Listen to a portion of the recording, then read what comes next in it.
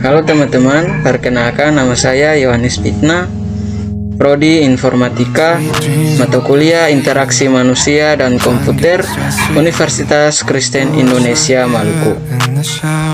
Ya baik teman-teman, di video presentasi saya kali ini, saya akan membahas mengenai tahap awal perancangan tampilan antarmuka pengguna, atau Use Case dan Activity Diagram. Poin-poin yang akan kita bahas di sini, yang pertama ada pengertian Use Case Diagram, meliputi fungsi, komponen dan komponen-komponen diagram. Yang kedua, Activity Diagram. Yang pertama, tujuan dan komponen-komponen diagram. Nah, kita masuk kepada pembahasan yang pertama. Di sini ada user persona. User persona adalah sebuah karakter fiktif yang mewakili target pengguna dari produk yang akan kamu buat. User persona fokus pada data personal sebuah karakter seperti data demografi, sikap atau tingkah laku, motivasi, pengaruh, tujuan, dan kesulitan. Kasarnya seperti mengarang biodata seseorang. Selanjutnya yaitu pengertian Use Case Diagram.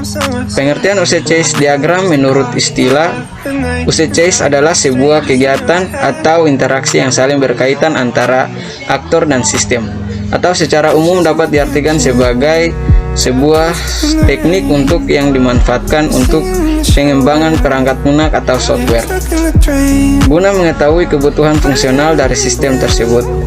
Definisi dari Use Case Diagram sendiri adalah proses penggambaran yang dilakukan untuk menunjukkan hubungan antara pengguna dengan sistem yang dirancang. Hasil representasi dari skema tersebut dibuat secara sederhana dan bertujuan untuk memudahkan user dalam membaca informasi yang diberikan.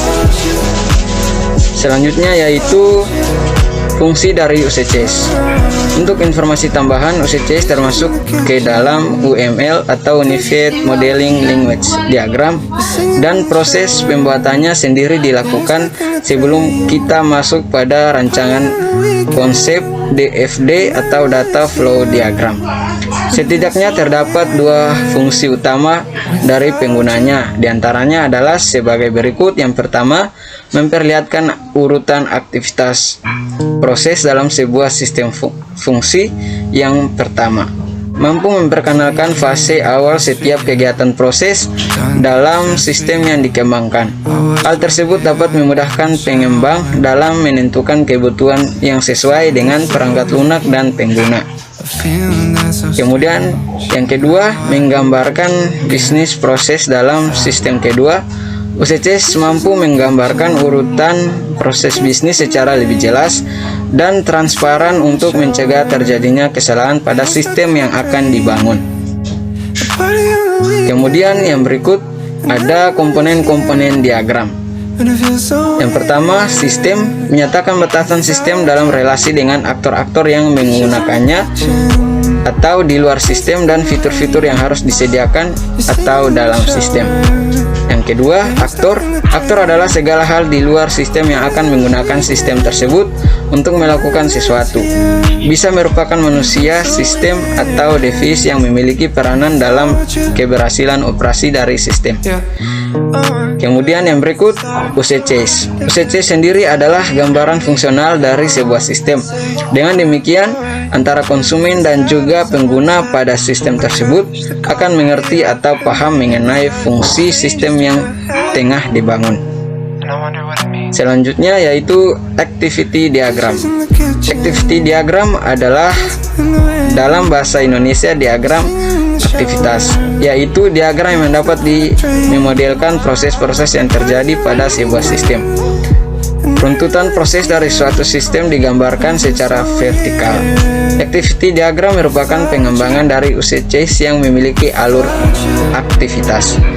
Alur atau aktivitas bisa berupa runtutan menu-menu atau proses bisnis yang terdapat di dalam sistem tersebut. Selanjutnya yaitu tujuan Activity Diagram. Tujuan Activity Diagram berikut berupa beberapa tujuan dari Activity Diagram. Di sini yang pertama menjelaskan urutan aktivitas dalam suatu proses. Yang kedua, di dalam dunia bisnis biasanya digunakan untuk modeling atau memperlihatkan urutan proses bisnis. Yang ketiga, mudah dalam memahami proses yang ada dalam sistem secara keseluruhan.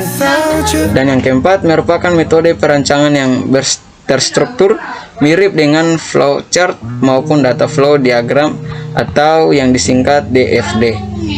Yang kelima, mengetahui aktivitas aktor atau pengguna berdasarkan UCCs atau diagram yang dibuat sebelumnya. Kemudian yang berikut ada komponen-komponen activity. Start point atau initial state, titik mulai atau status awal, start point.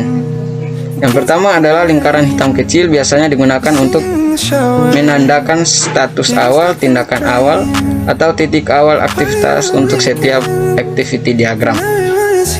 Kemudian yang berikut activity atau aktivitas. Activity merupakan aktivitas yang dilakukan atau sedang terjadi dalam sistem, biasanya diawali dengan kata kerja dari aktivitas yang dilakukan. Yang terakhir adalah decision atau percabangan. Percabangan atau decision merupakan suatu titik atau poin yang mengindikasikan suatu kondisi di mana adanya kemungkinan dalam perbedaan transisi. Hal tersebut diperlukan ketika sistem yang memiliki beberapa kemungkinan atau jalan alternatif. Nah, sekian dari video presentasi saya kali ini. Jika ada salah kata atau ucapan, saya mohon maaf, dan semoga video ini bermanfaat bagi kita semua. Akhir kata, sekian dan terima kasih. Yeah, I'm stuck in the train.